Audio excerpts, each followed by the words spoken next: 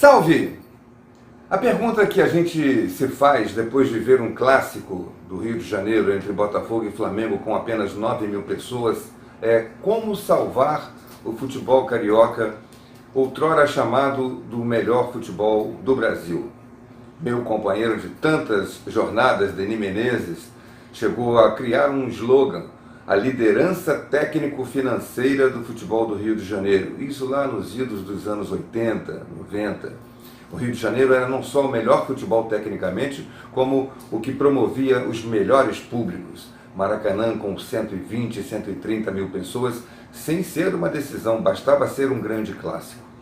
E hoje vemos o futebol sem Maracanã, um clássico Botafogo e Flamengo disputado no ótimo estádio Newton Santos, que tem capacidade para 45 mil pessoas, mas com apenas 9.000 presentes. Em boa hora, dirigentes do Botafogo e do Flamengo resolveram sentar à mesa e pensar o assunto. Se hoje não temos o Maracanã como em outrora, em outros tempos, como tivemos de maneira gloriosa até antes da Copa do Mundo, pelo menos temos o estádio Newton Santos com capacidade para bom público, digamos que seja um público médio, em termos dos parâmetros de antigamente, mas é um grande público para os parâmetros de hoje. Porque mesmo o Maracanã, na sua capacidade, na sua totalidade, na sua plenitude, recebe no máximo 78, 80 mil pessoas com boa vontade e com a polícia permitindo por causa daquela questão da mobilidade dos torcedores. Enquanto isso, ainda vemos em Minas Gerais e em São Paulo públicos de razoável entendimento para se falar de clássicos. Santos e Corinthians no Pacaembu teve quase 35 mil pessoas. Corinthians, Cruzeiro e Atlético no Mineirão teve 22 mil torcedores. É pouco também em se pensando de um clássico que é o maior de Minas Gerais e que deveria e já recebeu perto de 100 mil pessoas. O Mineirão comporta um público para 60, 70 mil pessoas, mas em se tratando de um jogo de meio de campeonato, apenas 22 mil foram ao estádio.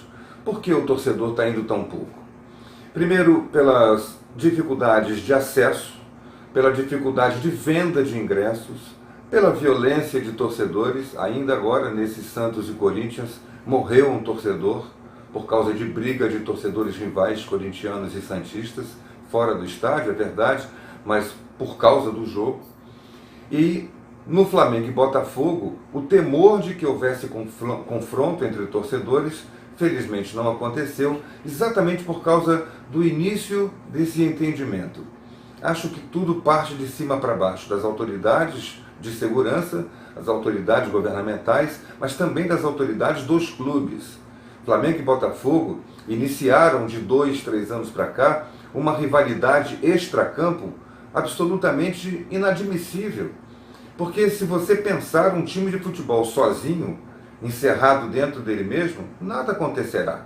Se o Flamengo existir sozinho no Rio de Janeiro, o que será dos clássicos, o que será da rivalidade, o que será da disputa? O Flamengo precisa do Vasco, precisa do Botafogo, precisa do Fluminense.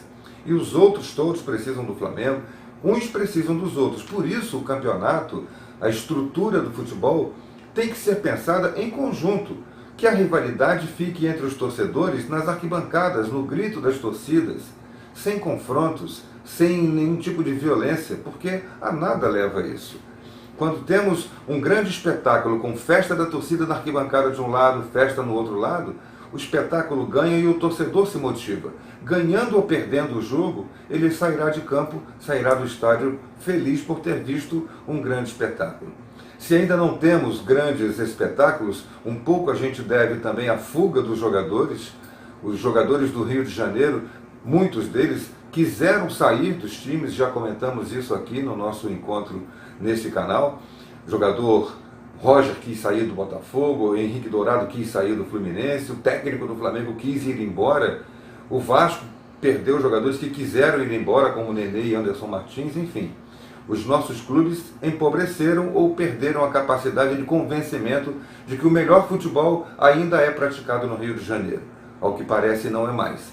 Mas, de qualquer maneira, vejo esse início de entendimento entre dirigentes do Flamengo e dirigentes do Botafogo, A possibilidade de se firmar uma parceria longa e duradoura enquanto o Maracanã for esse grande ponto de interrogação. Ninguém sabe de quem é o Maracanã, quando ele será devolvido aos clubes e ao povo carioca, ao torcedor carioca, com um ingresso compatível com as possibilidades do torcedor carioca, do cidadão do Rio de Janeiro e do Brasil. Enquanto isso não houver, poderemos pelo menos pensar em grandes clássicos, em grandes jogos disputados no estádio Newton Santos. Se não é tudo, é pelo menos um bom começo. Inscreva-se no nosso canal, receba nossos vídeos, participe dos nossos debates, curta, compartilhe. Você estará sempre comigo e com vocês estarei sempre na cara do gol. Até a próxima!